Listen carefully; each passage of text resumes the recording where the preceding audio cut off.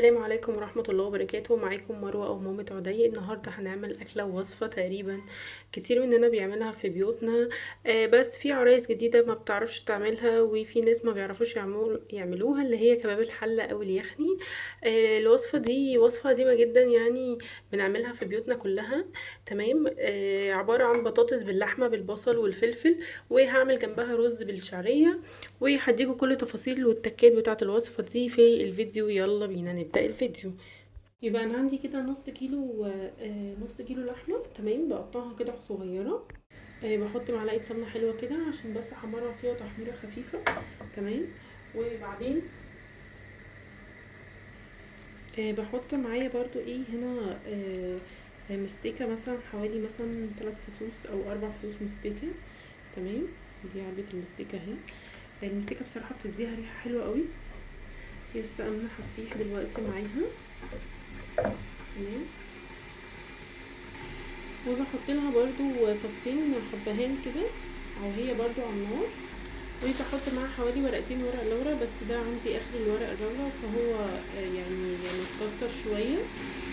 اللحمه عندي تكون النار بتاعتها مش واطيه، تكون عاليه عشان تاخد صدمه، ما تنزلش ميتها. تمام. واقلبها كده.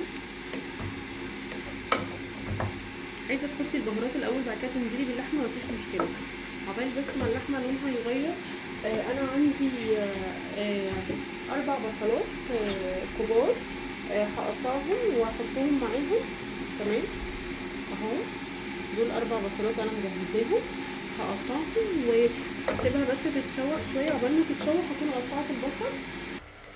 اللحمه هي اتشوحت. تمام. هبدا انزل بالبصل.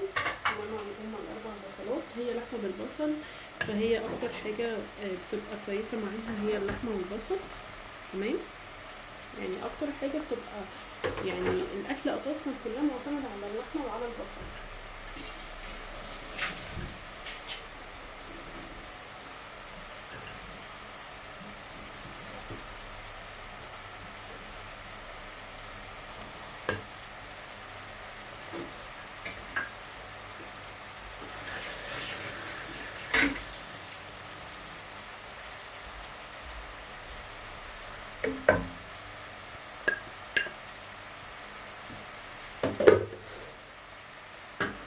كده نزلت ال4 بصلات، 4 بصلات كبار. تمام. هقلبهم مع اللحمه. البصل ده انتوا شايفينه مثلا كبير، هو مفيش مشكله فيه سواء كبير او صغير. هو كده كده اصلا جوزي هيسيبه، بس انا جوزي بيحبه قطع كبيره كده شويه. تمام. الريحه تحفه تحفه تحفه، يعني المستكه بتخلي ريحه اللحمه تحفه. الوجبه دي بتكفي مثلا 3 افراد. ممكن تاكلوها بالعيش، ولو يعني بالعيش 3 افراد، وممكن لو بالرز ممكن 4 افراد. تمام. هسيبها بس كده شويه بالبصل.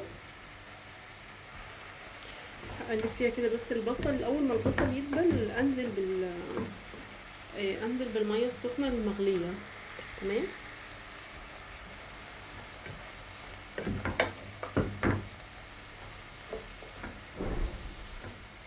بعد كده كميه البصل اللي انتوا شايفينها دي اصلا مش هتبقى باينه بالكميه دي.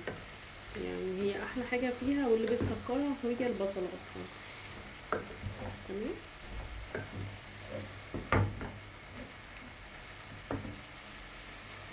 طيب انا نزلت اصلا بقلبها كده. البصله يعتبر يعني دبلت معايا شويه. وبعدين هحط بقى الميه.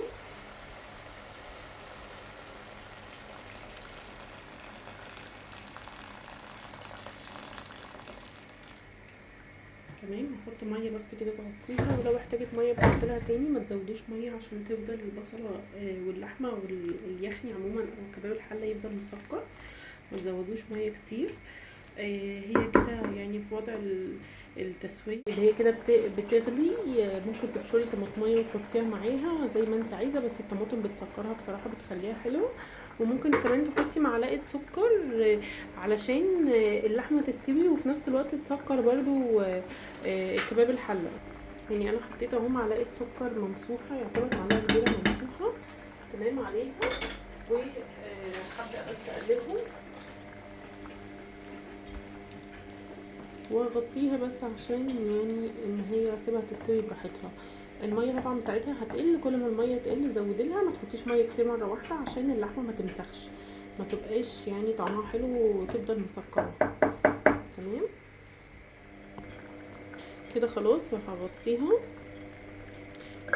واسيبها تستوي. وكده ده شكلها وهي هي بتستوي. انا كل شويه زودت ميه، ما عملتش اي حاجه غير ان انا بس زودت عليها ميه كم مره كده. كل ما الميه تقل بزود ميه. دلوقتي انا هعمل ايه؟ دلوقتي انا هحط الفلفل. دول كوبايه مكرونه صغيره وكوبايتين رز، يعني اجمالي 3 كوبايات. هحط عليهم 3 كوبايات برضو ميه. انا بحب احمر الشعريه شويه.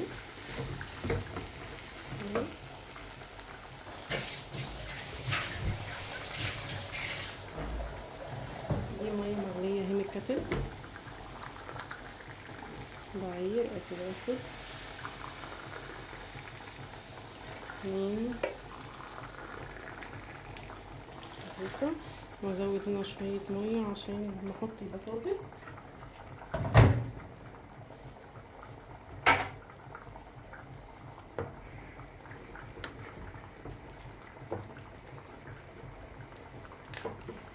اقلب دي تمام واسيبها بس تغلي غلوه، وبعد كده احط لها الشربات.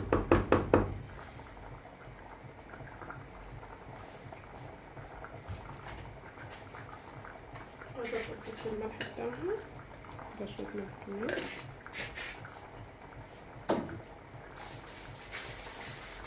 بحب احط معاها ورق لورا.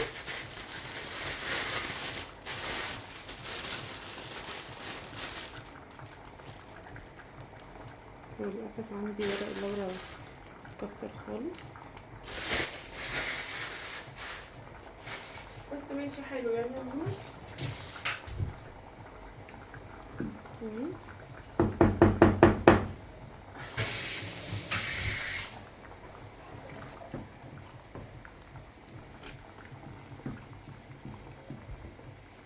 دي كده اللحمه اصلا عندي استوت خلاص. هنزل بقى بالفلفل.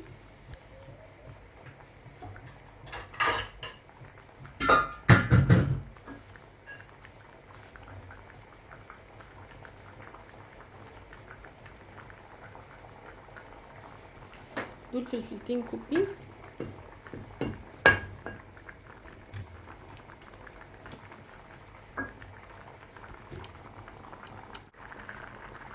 البطاطس عندي اهي، انا غسلاها ومقطعاها مكعبات ونقعها في ميه بخل من حوالي نص ساعه عشان لو فيها حاجه بكتيريا او حاجه تنزل. حطيتها شطفه اهو وهبدا ان انا انزلها.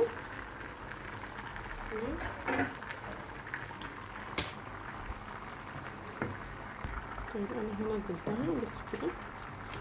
هسيبها بقى لما البطاطس تستوي وبعدين نحط البهارات.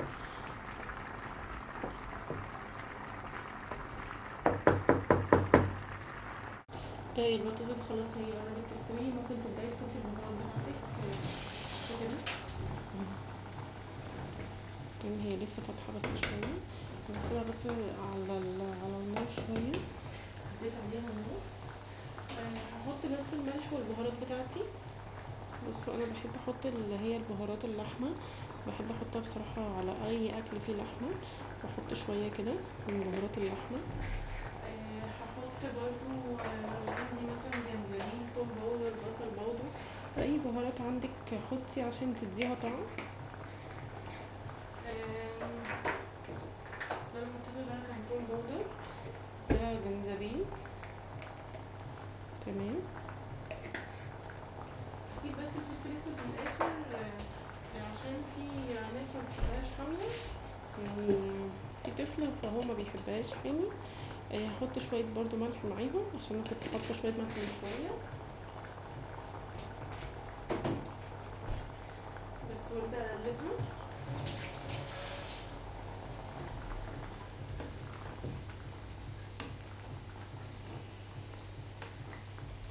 تمام هي البطاطس كده اصلا تقريبا استوت يعني. ما مش هنختبر البطاطس ازاي. هنمسك فيه كده ونشوفه. بصوا اهوت معانا كده، هي تقريبا كده استوت خلاص. يعني لو في حاجه هتاخد بقيه السخونيه بتاعت الحله. تمام.